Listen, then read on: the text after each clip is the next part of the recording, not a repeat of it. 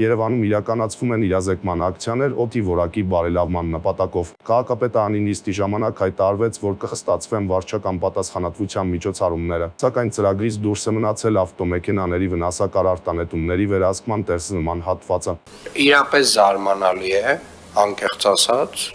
ու չգիտեմ ինչ հիմնավորում եւ բացատրություն կա դրան, որ օրինակ մարդը որոշում է, որ ինքը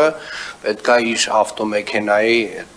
կատալիզատոր կոչվածը հանի եւ թունավորի բոլոր մնացածին,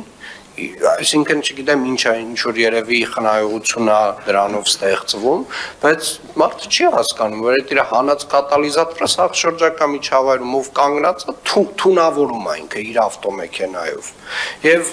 կարծում եմ եթե մեզ տրված լիազորությունների շրջանակում մենք այդ հնարավորությունը մենք հիմա էլ կարող ենք։ Ես այսպես ասեմ, մենք հիմա կարող ենք տրանսպորտի վարչության միջոցով որոշակի սահմանափակումներ սկսել ստեղծել այդ